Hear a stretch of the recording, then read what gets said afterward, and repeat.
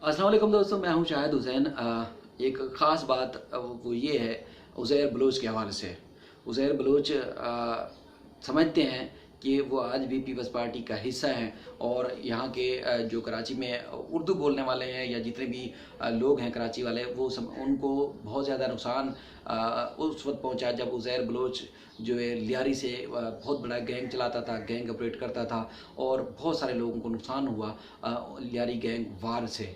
तो वो समझते हैं कि ये पीपल्स पार्टी की वहाँ पर होता रहा और पीपल्स पार्टी की वजह से कराची में बहुत ज़्यादा दहशतगर्दी हुई। हैंडकम को तो लोग ठहराते ही ठहराते हैं, लेकिन जो गैंगवार की जो टारगेट किलिंग या दहशतगर्दी थी गैंगवार की तरफ से जो होती थी, उसके जिम्मेदार ज़ाहिर है उज़ैर बलोच और पीपल्स पार्टी होती थी।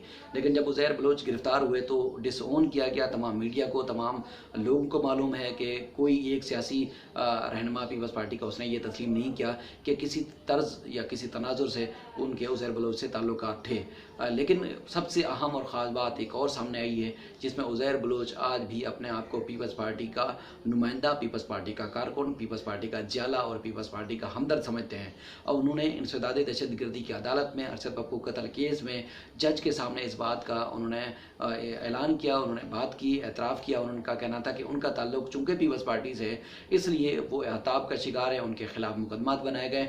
अब वो बेकसूर हैं, उन्होंने कोई गुनाह नहीं किया, उन्होंने किसी का कत्ल नहीं किया और उनको जो है वो नुकसान पहुंचाया जा रहा है। जेल मैनुअल के तहत उनको जो है वो सहूलियात नहीं दी जा रही। उनको सेंट्रल जेल से मीठाराम रेंजर्स की तहवील में हॉस्टल मुंतकिल किया गया है, उससे वापस मुंतकिल किया जाए। ये ख़ास बात इसलिए भी है क्योंकि पीपल्स पार्टी खुद डिसऑन करती है और उसके बाद उज़ैर बलोच आज भी समझते हैं कि वो पीपल्स पार्टी का ही हिस्सा है। उनका ये कहना था कि अगर वो हुकूमती जमात यानी कि पीटीआई में चले जाते हैं तो इस सारे के सारे केस जो ख़त्म हो जाएंगे। तो वो चूँकि पीपल्स पार्टी में रहना चाहते हैं, पीपल्स पार्टी के जाले कारकुन हैं, इसलिए उनके ऊपर इतने मुकदमात हैं। वरना अगर वो पार्टी तब्दील कर लेते तो शायद उनके साथ ये ना होता।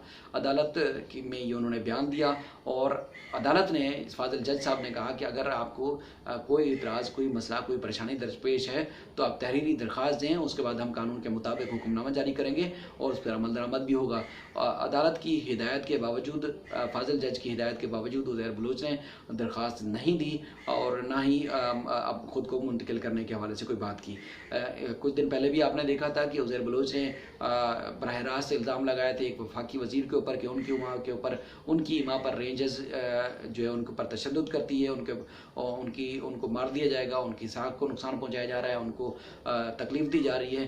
उन्होंने अपनी फैमिली से ये बात की थी। लेकिन आज ये सबसे बड़ी बात, उनका सबसे बड़ा बयान ये सामने आया कि वो आज भी पीपल्स पार्टी के ही कारकुन हैं, पीपल्स पार्टी के रुकन हैं, लेकिन पीपल्स पार्टी खुद अलग करती है। और बारहा वो वज़ीर आला हों, बिलावल भुट्टो हों या दीगर जितने भी पीपल्स पार्टी के कारकुन और रहनुमा हैं, वो कहते हैं कि उनका उज़ैर बलोच से या उसके जो जुराइम थे या उसके ऊपर जो इल्ज़ामात हैं उस हवाले से उनका कोई ताल्लुक़ नहीं है।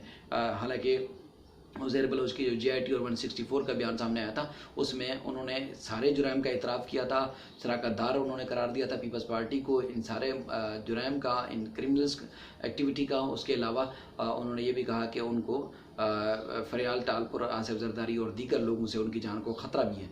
तो ये दिलचस्प बात बड़ी सामने आई और इंतहाई अहम बात थी, तो इसलिए मैंने सोचा आपको अपडेट करूँ। फिर किसी और मौजू के साथ आपकी खिदमत में फिर हाजिर होंगे। तब तक के लिए अल्लाह हाफिज़।